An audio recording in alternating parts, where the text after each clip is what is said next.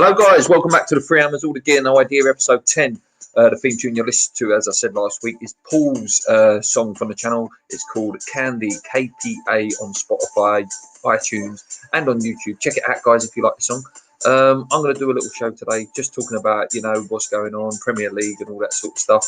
Have a little chat with you guys. If you've got any questions and that, put them in the chat below. Until then guys, let's get on with it.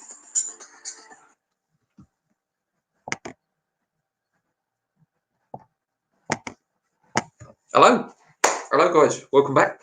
Hair's a little bit longer again.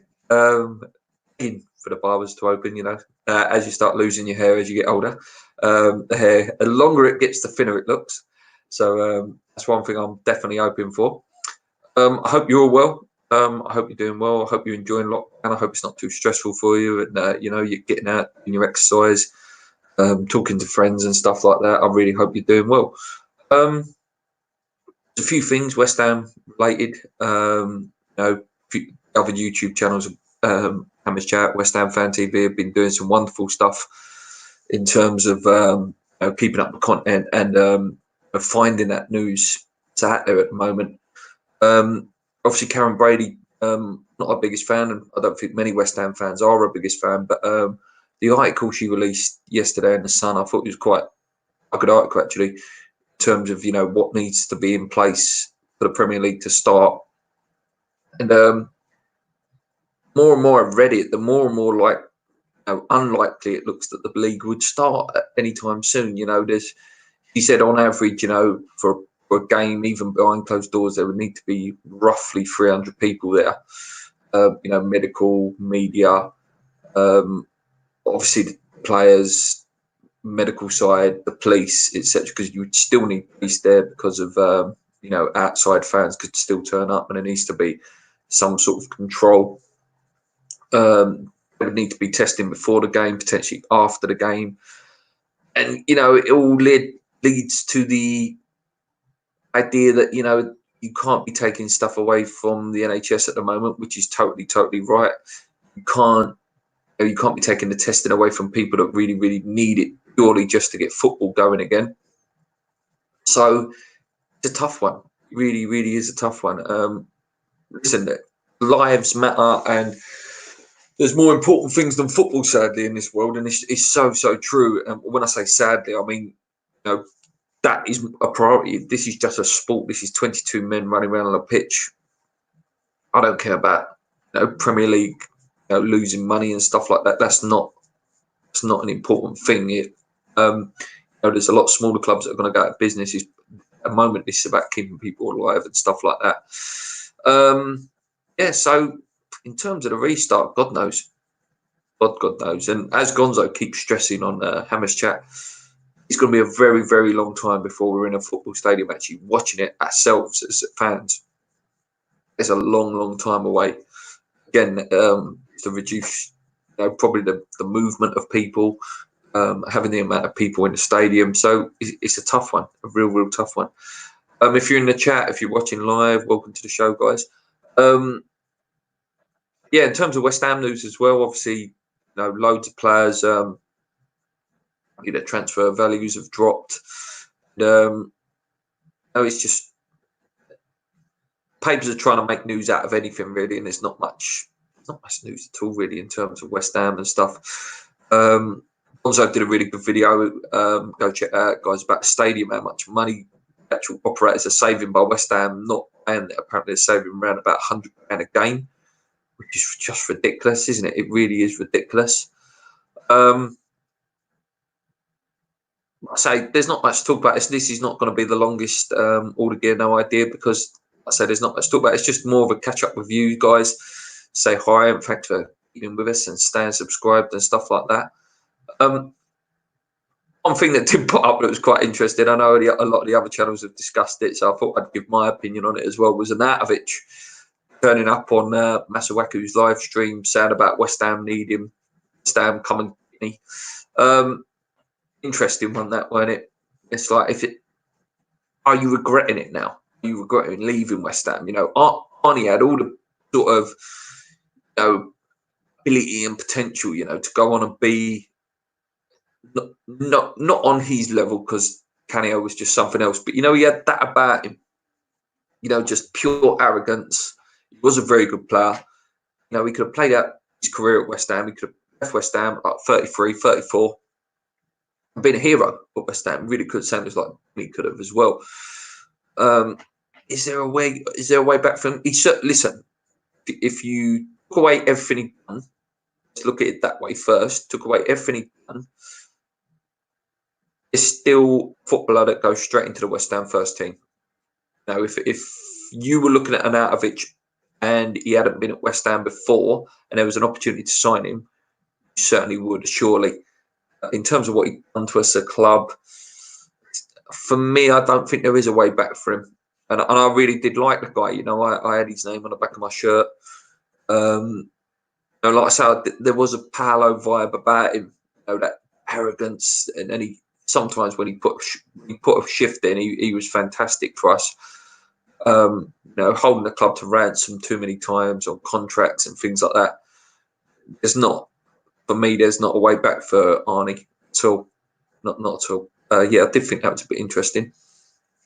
Obviously, in terms of world football news, Newcastle takeover is massive. If it does go through, it looks like it will go through. I work with a Newcastle fan, you know, and the lines he comes out with are totally true. You know, he spent most of his life seeing Newcastle in very average side. You know, they had a spell sort of late 90s, early 2000s. They were quite a decent side, still sort of in around the Champions League at then times. You know, since then it's been sort of, especially Mike Ashley sort of era, it's been very mediocre for them. So, you know, if they were to be taken over by these guys that, you know, they absolutely obliterate Man City in terms of spending power, it could be a real force in a couple of years' time. I hate quoting it all the time, but Hammers Chat, Gonzo video about them potentially be looking at our players in regards to your Diops and players like that. Would be good signings for them. You know, that like they can't.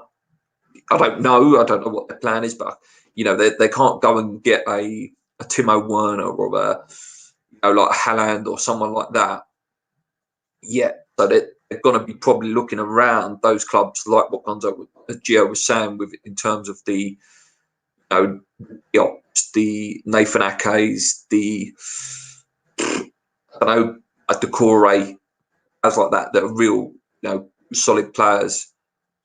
They're not the top. You know, they're very, very good, and that's how they'll gradually build. You know, Newcastle next season, whenever it does happen, will want to, you know, they'll be looking to qualify for Europe at least, whether it's Champions League or Europa League. That is the, you know, the steps that they'll be trying to take, and then, you know, these people are not coming in for them to just be mediocre. They're going to come in and want to win the league. You know, these people. Let's go in the comments. A couple of comments there. Jack, how's it going, mate? Would you take Payet and Arnie if we sold Anderson and Lanzini? The thing with Dimmy now, Dimmy is really old now. Is he 33 now, 34 now? So he's a bit too old. Don't get me wrong, if you would have asked me to sign a 36-year-old Andrea Pirlo, I would have said yes. Payet, no. Arnie, like I did say a little bit earlier in this, that there's not a way back. Again, it's that take off the West Ham pain. He's a fantastic player in Arnautovic, a fantastic player. You know, Jose wanted him at Manchester United when Jose was the manager there. He's a top player. His hold-up play is fantastic. He scores a goal. Very good link-up play. I just think with him, it's the brother. Now, I know you can tell your brother to go away, but in that situation, he's all about making himself and his brother a few quid. And the way he treated us in the end was just wrong. And that happened too many times. You know, Payet recently, Arnie. And we need to get rid of that culture in the club if we want to do that. And he also says, hope you and your family will keep him safe. Yep, I'm back to work on Wednesday I was back. Obviously I work in a school, so we're ready doing all that stuff for the key workers and stuff like that. Yeah, we have to do a bit. My wife works in a hospital as well, so we're right, in it. We're not on lockdown. We are going to work, so yeah, that's just the way it is at the minute. Hopefully, things will be back to normal fairly soon for people, and they could start going out, start seeing people, seeing more than going back to work and going to pubs and stuff like that. It's being able to see your family and stuff like that, and I think that's the one that's real one that we want. That's the one we can't wait for. Go around and see family. Richie Von Rock says, "Good morning, Richie. Jack, what will happen with Souček if season is void, and do you want us to sign him?" So I did read. Again, there's so much on the internet at the minute regards, of rumours and predictions and what might put into place. So the rumour is that if the season was to continue on the 30th of June, that's when most players' contract run out. The names are coming up, obviously, Jan Vertonghen and Willian of Chelsea. FIFA may introduce a rolling thing where, the contracts can roll until the end of the season. But again, there's no guarantee that a player would sign that. Someone like Vertonghen wants out of Tottenham. So you can't force someone to sign that contract. Like, it could be offered to a Willian and a Vertonghen, and so I think Souček would sign, and he would play on through that. And again, whether his club would allow that, I don't know. Again, I think there would be some leeway there, because obviously I think he would want the money. So if we stay up, we have to sign him for 16 million. And do I want us to sign him? Yes, I do. I think, again, if we stay up, if the season does continue, I think he's an inevitable replacement for Mark Noble. I think we'll see him, Rice, in that centre midfield next year. With Fornals there, probably, like I say, if you're considering maybe someone like Lanzini will go. Him, Fornals, Souček's not a bad little midfield, that, and we see little ease of it towards the end, before the season was voided.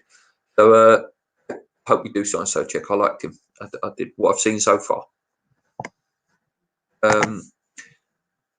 I do apologise. Lawrence, how's it going, mate? Alan Devonshire there, my dad's favourite player, great player. What youth players do you want to see in the first team? Ngakia, obviously, we see bits and bobs of him, didn't we? Before the season was locked down. He looks good. He looks better than Fredericks. Zabaleta obviously retiring, I believe, or definitely leaving West Ham at the end of his contract. So, you've got to start a go. Who knows when the season's going to restart, etc. But like, give him a pre-season for next season, and I'd like to see him starting for us. Fan of Ben Johnson as well, from what I've seen of him. I'd like to see him play as well. Trying to think who else is there. Josh Cullen, I don't think it's going to happen for him. Holland, again, we need to see a bit more of him. Start easing him in a little bit. I'm not saying start the geezer. Give him 20 minutes here and there. Start seeing what he's about. See if he can do it. And obviously Grady as well. Grady will be back. I'd like to see Grady in. That's where that option comes. I see the question here, so I'm not going to spoil it. Yeah, that's where options come, and I'll go on when the question comes. We stay up or season voided, he stays. Season starts, we get relegated, he leaves. Yeah. So if we get relegated, he goes anyway. So and maybe Bowen will probably go as well. A lot of players will go, I tell you what, if we go down, and we'll be absolutely torn apart. Players' fees will be ridiculously low if we were to go down. And we could really be taken advantage of. You can forget 80 million for Rice. Now, if we go down, Rice could probably go for about 30 million, which is just a joke. That is the fear of going down, isn't it? Jet says, if Anderson is sold to raise funds, would you play Diagano in his place and put the money somewhere? Yeah, Grady did all right when he played before he went out on loan. I think the loan was a good thing. He's really come on. He's played men's football, as they call it, in the Championship. I like him. Bowen next year could be really, really exciting. If we were to start, I like Fornals as well. Fornals was really starting to show what he was about in the last sort of 5-6 games. Why not? I like Anderson, but I can see where people are coming from in terms of selling him. You wouldn't. His day, he's a fantastic player. That first season, he was a very good player. But you take him out, would you really miss him? Like a Yarmolenko, for example. We haven't seen enough of him. So if he was sold, you wouldn't miss him. Where like your Rices and your players like that you have to keep them. Good morning, JP, mate. How's it going? Who would you sell next season? Sort of started touching on that just then, mate. So yeah, we'll carry on. It's tough, isn't it? I wouldn't be too upset if Haller went. I'll be honest with you. I think if we got a good price, we could go and get someone different. What we need. I'm not going to say better, because I think Haller's got a lot of potential.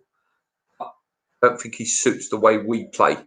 So maybe we need to go and find someone who plays the way we play. Anderson, I wouldn't be too bothered. I like the guy. Lanzini, I wouldn't be too bothered if we were to sell him. Masuaku, Sanchez, all them can go. I see a lot of people have been saying Diop, but I'd like to keep Diop, though. I like Diop. I like that Diop partnership. I think they're very good together. I think for me, I see you saying Balbuena there as well. Yeah, potentially Balbuena could go as well. Seeing how well Chelsea done, and they had to play young players, should we sell underachieving first-team players and play more youngsters? Like I say, that there is logic in it. There is logic in it. With the youngsters, like what Chelsea, like you say, a good start, and they had that little bit where they plateaued a little bit. Where they sort of got found out a little bit, and then they started back up again, didn't they? Just again before it was all stopped, started going back up again. I think they've got a lot to youth players than we have. Again, that's one thing you need to look at as well. Like Tomori, good, fantastic centre half. Ami's a fantastic striker. Mason Mount, big fan of Mason Mount. You've got Hudson-Odoi there as well. They've got any others? Reece James as well. So we've got some good players there. Again, I'm not discrediting what West Ham have got in terms of Ngakia, Johnson, Rice, Diagana, Holland, etc. Are they as good? We don't know. We've got to try it out. If it works, brilliant. If it don't, doesn't matter too much. But we definitely need a breed of first-team players and mould the youth around them. I think we need to buy a few more British players, British based, purely to. I don't know. It's just, even if they're not West Ham fans, a British player seems to care a bit more. Where I've seen channels talk about, like an Anderson, a Haller, that probably didn't even know West Ham were until their agent goes, you know what, West Ham want you, and they're going to pay you $100,000 a week. Okay, it's not. We're not a glamour club. We can't kid ourselves. So I'd rather buy a player who's slightly less ability, slightly less in terms of stature in the world. Like Anderson was. I remember a lot of Man United fans talking about Felipe Anderson before he signed for us, and Haller obviously was heavily linked to other clubs. I'd rather buy someone with not as much world renown, should I say, actually wants to be at West Ham and wants to play for West Ham. I think that's more important a minute for where we want to be at a club. I look at Sheffield United, I look at clubs like that. I've gone off the top of my head there. They want to be there. They want to play for the club. And I think that is the culture we need to really be looking at. Any Championship players you would like us to get? Well, we bought the best one in Bowen, and one of the other best ones obviously is on our books already. So I will answer that question, Hammer and Talk one. Just bear with me, mate. I'm working through the questions. Yeah. Who do I like? I like that geezer. I'm watching the Sunderland documentary, the Till the End, I think it's called, isn't it? The Sunderland one. And that John Madger, we're apparently heavy linked with him. He looks good. He looks a strong guy, big, strong, athletic, lovely turn and finish on him. So yeah, I'd like someone like that as well. I liked. I've always liked Bradley Dack as well at Blackburn. Nice, tidy player. Max Aarons, Norwich, and he's not Championship, but yeah, there's a few. What about you, mate, Lawrence? What about you? James Manning says, sell Anderson and bring back Matt Jarvis. Jesus Christ. I would hate that on the channel. We hated Matt Jarvis. Mr. Floaty Cross used to call him. Stuart Downing, I liked when he played Cam. When Allardyce deployed him at central attacking midfield, he had some of his best football for us, Downing at the time, didn't he? Lanzini, Masuaku, Balbuena is a minute. Okay, Pat Mouse says, do you know what's happened to Hammer and Talk? Ninja Fur, love these videos. He just stopped me. I believe he had a sort of a misunderstanding with one of the other channels. I don't know who it was. He appeared on our show a couple of times, and he had a massive following. You know, I say this nearly every week on this channel now. He had like 10,000, not nearing 12,000 subscribers at one point when he did pack up. I don't know. I think he just fell out of love with it. I think he got married. I know he was a bit unwell at one point. It's a shame. Like I say, and if he was ever to come back, I would like him. I would like him to come on the show. I know Nikki, West Ham Fan TV, said, you know, they've tried to be in touch with him, though. They wanted him on their podcast, but you know, you're talking to a brick wall. If anyone knows where he is, like I say, more than welcome. I'd love to have the geezer back on his show. I'd love to see him making videos again. It was fantastic. Really, really fantastic. Like I say, I think he fell out of love with it. Ginger, yeah. Okay, Sunderland Till I Die was great and showed the reality of how agents and selfish players can come. It's true, mate. It's a great watch. Anyone who hasn't watched it, you know, during this lockdown, you've got Netflix, yourself on that. You want to blast it. You know, you want to watch every episode. It's really interesting. The first series is really good. You know, there's players on like 50, 60 grand a year when they got relegated to the Championship who just were not going to go. It was like, nope, stand here. I'm keeping my money. And then I believe it was Lee Catmull in the second series. There was in League One. They had a player, he was on 50 grand a week in League One. And, you know, that little bit of writing comes up at the beginning of the show where it says average League One player is on like 3 grand a week. So massive, 47 grand a week more than the average.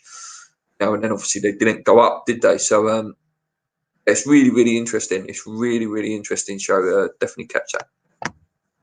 Pat Massett, Calvin Phillips, decent player as well. Yeah, definitely. Madger was talent. His agent screwed some of them before going abroad. Yeah. Again, you don't know how much was agent and play. You know, I think Madger wanted to stay, and I've seen an interview in a paper with him a few weeks ago actually, saying about, you know, Sunderland is a what if now. You know, he sits there and thinks, what if he would have stayed? That, you know, Sunderland probably would have gone up. You know, late now, you know. I'm hearing we have till September to finish the league, which would postpone next season and the Euros, void this season and prepare for next season. I'm in the void camp, Rich. I know it's a little bit controversial, you know, and it's very, you know, sort of, I would think it's fair to say it's very 50-50 in terms of what people want. You know, some people are very much we need to finish the season, and some people are very much we need to void it. I think, you know, if you voided the, you know, the national leagues, the non-leagues, etc., I don't think it sets a very good precedent if you finish Premier Leagues, the championships, etc.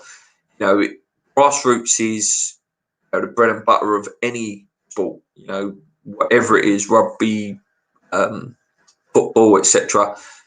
You know, so if you're saying one rule for one and one not for the other, purely for money reasons, doesn't set a very good example for me. And all the things that Karen Brady pointed out, Colin, like I say, I'm not a fan at all, but it's very true what she was saying. You know, about taking PPE away from people. You know, are players safe? Can you test players? When will you have to test them? How often will you have to test them? What happens if someone does go positive, you know, and it's happened on the bus journey, whatever? There's a lot of question marks. I don't know whether any of you guys read, you know, the Olympic Committee have said it. Even the 2021 Olympics looks unrealistic if a vaccine is not sort of mass produced by then, because you know, to expect hundreds of thousands, millions of people, you know, to go and travel to Tokyo again, even a year later, you know, could spark something off massively again in terms of this. So yeah, it's a tough one. It's a tough one, guys. Like I say, it's there to debate. I'm glad I haven't got to make those decisions. You know, I'm glad I'm not chief executive of FIFA or, you know, of FA, etc. You know, there's tough decisions to be made, you know, and at some point, someone has got to make that decision. Yeah, like I say, great to be back. I'm going to try and do one of these a week at the minute. Like I say, podcast. No real point doing a podcast a minute because there's not much to talk about. Obviously, and other things that are coming up as well, guys, in terms of season and stuff, is the kits. You know, loads of kit sponsorship deals run out. What happens then? You know, if a kit deal runs out June the 30th, is it, we need to get our new kit on? It's August the 1st now. We need to start wearing our new kit. So loads of things like that got to be considered. How are you entertaining yourself during the lockdown? I rebought Grand Theft Auto 5. Started playing that again. I think I've smashed the life out of FIFA. I can't play that no more. Obviously, everyone's watched The Tiger King, so I watched that. Caught up on some, you know, some classic films that I love, like Fellas and things like that. Doing a lot of stuff. You know, my daughter, only 4 years old. Kind of, you know, the reading going, obviously, because where she's not, she's not at school, so I've got to help her with her reading and stuff like that. So yeah, that's it really. Well, I had loads of plans, you know, get me bathroom done, get me garden done, but you know, they've all got to be put off at the minute. Yeah, apart from that, not much, mate. What about yourself? If they restart this season and one player gets the virus, does that mean the teams he plays for and the team played against can't play again for a few weeks? Exactly it, mate. That's the point that Karen Brady was making. And not even that. Okay. So what if, so they were saying, what if a player's wife, kid, is it? And I assume those self-isolation rules will stay in place, you know, the 14 days if someone in your family gets it. And what I say in terms of players from other teams in it and stuff, there's so much, you know, this could be, this could be discussed for hours and hours and hours. Again, and then you create that fairness thing. Is it fair? You know, it's difficult. It's really, really difficult, mate. Why do you support a team that will never win a title? So why do you support a team that will never win the title? Listen, football is football. Do you know what I mean? You understand, like you say, mate, we'll probably never ever win the title. You know, you don't. I go to football, you know, to enjoy it. You know, you were brought up supporting that team. You know, and it's just, I don't know. You can't explain why you fall in love and start supporting a team. You can't explain that. You know, You could say that about Man City fan that's probably a Man City fan that's the same age as me, 35. You would have asked them why they supported Man City 15 years ago when they was in League One. You could probably ask the same question. Why do you support a team that will never win the title? They, in their wildest dreams, never thought they'd win the title. Newcastle now, with their takeover, who knows where they're going to be in 2-3 years' time? Teams like Wolves that have got a lot of money and look like they're doing really good things in terms of building Leicester's and things like that. So, watch it because I love the team. I've had some great moments. Like, listen, we haven't won anything in my lifetime. I've seen some fantastic footballers entertain me. Adam Di Canio, Dimitri Payet, Joe Coles. You know, and I've got some great memories. It may not be, like you say, titles and stuff like that. I've got some great memories. You know, you could say about any sport as well. Like, oh, why do you support a certain boxer? Why do you like a certain snooker player? Why do you like a certain rugby team? You could say that about. I know it's slightly different because it's your country, England. Oh, why do you go and support England? You know, they're never going to win the World Cup. It's not the point. Do you know what I mean? It's that local thing. You know, I'll go and support my nephew's football team. You know, they're not a professional team. They're probably never ever going to win their league or anything like that. But it's all about, you know, community and niceness, and you know, West Ham that becomes an identity as well. You know, it becomes who you are. Good question, mate. Appreciate the question. We watch it for the love of the team, not the glory. Listen, we all want glory, don't we, JP? Let's not get away from that. You know, someone said, "Oh, he can win the league. We'll buy some players that can realistically go and win the FA Cup, League Cups. You'll regularly get Champions League football." Everyone wants that, and I think it's back to that question: why do you support a team that will never win the title? As a West Ham fan, as any team, and again, I'm going to touch on it again there slightly. If you say, why do you support a team that never win the league? Realistically, 6 teams in there at the moment for the next probably 10, maybe 20 years are going to be the teams that potentially are there to win the league. Liverpool, Man City, Chelsea, Tottenham, Arsenal, and got a few that may flirt with it. Your Leicesters, your Newcastles, your Wolves, etc. But it's that dream that one day it will happen. Keeps clubs like us going. You know, there's loads that have been there. Villas have been really close. I mean, just it's that dream. You know, it's the dream of it, the hope. You know, it's a good question, but I say that I don't support West Ham. I have no expectation of us winning the league. I'd be happy, you know, West Ham finished 5th, qualified for the Europa League group stage. For me, that's fantastic. It's the achievements you set yourself within your boundaries is what you can, you know, set your targets as. You know, for a team like Sheffield United, for example, this year come up. You know, they're on the brink of European qualification. So are you telling me that supporting them this year, their fans are looking at it going, oh, why do we support us when we're never going to win the league? Is it, you know, it's only one team can win the league, and you know, in Premier League years, only 6 teams have won the league. In terms of how long the Premier League's been going, I know there's things before the Premier League, but you know, some teams have never won anything ever, and you know, their fans still turn up every week. Some teams have never ever been in the Premier League. Yeah, I'm going off on a bit of a rant there. Question, and I like that. Lawrence says, I'm doing lots of house maintenance and walking a dog around local beaches in Cornwall. Because we are not glory supporters whom support whoever is winning. Because we are not glory hunters. Your thoughts on lowering the limit on non-UK players? Would it help smaller clubs financially? Yeah, potentially, mate. You know, these big transfer deals are not going to go through for a while.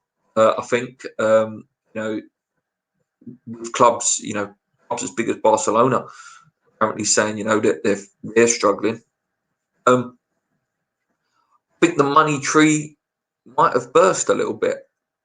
We'll know when about a year or two's time in terms of the next TV deals and things like that. I think football have realised, we're not limitless money tree. Things can go wrong. What we're going through now is probably a once in a lifetime experience, but yeah, more limit the non-UK players. It will help national side as well, give younger players a chance. Let's not take it away. Foreign players give us so much entertainment.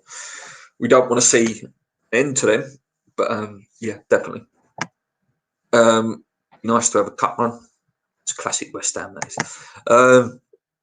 Seen us win 4 cups in our lifetime: 2 FA Cups, a 2 Bob, and the Betway Trophy. Oh, Betway Trophy, mate. You know what I mean? Not a price on that, can you? Yeah, like me, the only thing I'll play off, mate. I'll get playoff final as well. Playoff final twice, haven't we? That's in your lifetime as well, if you want to count that as a trophy. All I've seen, like I say, our final at Wembley I went to. FA Cup final, I didn't go to it, but obviously I've seen us in an FA Cup final. Obviously in the 2 Bob as well. Great night in Metz. Yeah, we'd all love to see, every club would love to see their team win the FA Cup. But again, only one team can win it a year. And it usually does end up being the same teams, Chelsea's, Man United, Man City at the minute seems to be their favourite cup. Arsenal went through a stage, of winning all the time, the FA Cups and stuff. Look at an Arsenal fan now. Arsenal fans, they were spoiled in that sort of early 2000 era, the Invisibles. Fantastic footballers, some of the best footballers that have played in the Premier League. Vieiras, Thierry Henry's, Galas's, wonderful array of talent. Don't stay there forever. Manchester United, best team in Premier League history in terms of success. Look where they are now. As a new Man United fan coming through, new Man United fans are not supporting Manchester United because they think they're going to win the league. Manchester United are a long, long way from winning the league. So, again, I keep coming back to that question, but I keep getting inspired by different comments that are coming in. Cups. What past player would you like in the team now? I'm going to go just my lifetime, okay? Just my lifetime. The player we need of nasty the way he left. What I would do to have Scott Parker back in West Ham's midfield. You can pick out the easy ones, the Palos, who wouldn't want a Paolo, who wouldn't want a Tevez, etc. If you're talking about a player who carried 10 men on his shoulders for a season, 2 seasons, Scott Parker for me. Unbelievable player, unbelievable footballer. A real leader. His drive, his passion, his determination. If you could find someone like that now going West Ham's midfield, we'd be a totally different team. That's my top one. That's my top one who I would have at the moment in my lifetime. And there's some fantastic players in my lifetime. Trevor Sinclair, great player, right wing. Rios, Franks, Joey Cole, great player, etc. Dean Ashton, a fit Dean Ashton. What would he do to West Ham, in terms of ability? I'm trying to think. Top players, obviously Dimmy, etc. But yeah, they're your obvious ones. But if I'm going a bit obscure, and what he meant to the club and how passionate he was for West Ham, and he's one of a few, only I think 3 players that have done it. Won Hammer of the Year 3 years in a row. So I think it was Trevor Brooking, Billy Bonds, and Scott Parker. I think I might be slightly wrong, but I think only 3 players have won it 3 years in a row. And that to me says how good Scott Parker was. Yeah, Scotty Parker for me. Ian Dix, my favourite player as a kid. First favourite player. Met him a couple of times. Legend, absolute legend of a man. Beautiful left foot. Passionate, hard.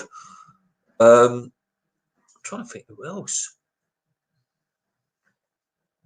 You know, like a box-to-box midfielder as well, as we keep calling out for, don't we? Right back, I like Lucas Neal. I really did like Lucas Neal. First season, Sebastian Schemmel. If you want to pluck another obscure name out the hat. I think Stuart Pearce I loved as well when he was at West Ham. I know he was only there like a year or two, but he was an absolute animal of a geezer. Even though he was like 37 years old, he was just amazing, amazing player. One of the maddest I've ever gone for a goal as well. Game we lost, FA Cup quarter final against Tottenham, and he scored a free kick. You can get it on YouTube. Just stadium absolutely erupted. Great day that was. I'll pop off, guys. Stay safe. See you later. See you later, JP. I'm not going to go for much longer anyway. I'm only going to go for a couple more minutes unless any major topics come up again. Thanks, guys. Anyway, like I say, I love making these shows. I know there's only a few of us here, but just that's enough of a little chat. And these things keep you a bit sane as well, don't they? You know, have a little chat with people that I've never met before. Met JP a couple of times over West Ham, and I've been on his show. Yeah, the rest of you I've never met before in my life, but you know, have a good conversation with you, and it's nice. It's nice. Yeah, I agree with that, Rich, as well. We need a proper one of them, like Johnny Monks, someone like that. Even a Nolan, you know, just a proper like wind-up merchant who winds up the opposition. I've always said it. Excuse me. I've always said it. He's a bit of a Marmite player. Troy Deeney. Troy Deeney a couple of years ago, or Vardy. You know, they're just nasty. They've played at non-league. You know, all the dirty tricks. They know how to wind up opposition. They know how to wind up the fans. Someone like Troy Deeney at West Ham would be a hero. Vardy would be an absolute hero at West Ham because of that nastiness and that horribleness. We got a yeah, totally agree with that, Lawrence. Yeah, few on that ball, don't there? Yeah, where does that leave them now? And I'll touch on this every week when I do these. But what are they thinking? What are they thinking at the moment? You know, there was massive heat on them before this lockdown. You know, and the guys over at Hammers United were putting some massive momentum. Obviously, we had the guy on, didn't we? I can't remember his name now, so I apologise. But he came on the show, and you know, and he said about, you know, there's some massive things happening. It's very interesting to see where that starts up again. You know, when we are welcome back at football and stuff like that, how these protests will continue. And with them pumping 30 million in, to me, it says they're not going anywhere for a little bit longer, guys. I think we're stuck with them for at least another maybe 5 to 10 years. 5 years, I'd say another 5 years we might be stuck with them. You know, now when that 30 million gets pumped in, that'll be 70 million that they owe themselves. So they're going to want that back before they sell. So yeah, and we need an Arnie, who is an Arnie. Yeah, exactly. Nasty, just, you know, annoying to play against. We haven't got no one like that. Antonio's annoying to play against, but you wouldn't call him a nasty player, would you? He's not horrible like that. He's more of just power and pace. Yeah, but the thing is, there's not many players like that really anymore, is it? Like I say, I've picked out your Troy Deeneys, your Vardys, but there ain't many like that anymore, which is a shame because they were characters, I like to call them. Anyway, guys, I think that's about it, really. There's not much more to talk about. It's been nice catching up with you guys. Thanks for tuning in. I'll try and do one again next week. Saturday, I think I'll do one. We need football back at some point. Let's not rush anything. No, let's make sure everything's safe and everyone's safe before we even think about football coming back. Do miss it. What's Richie saying here? Richie saying, would you take Carroll back if he could only play after games season. Nah, listen, he's one of a kind, Andy Carroll. There's no one that does what he does better than him. Nah, he's, he had his chance. Okay, but yeah, that's it, guys. Thank you for joining me in the chat, guys. If you're watching this live or watching it back as a replay, thanks for checking us out. Until next time, guys, next week, on your irons, keep believing, stay safe. Let's hope this ends really, really soon, not in a rushed way.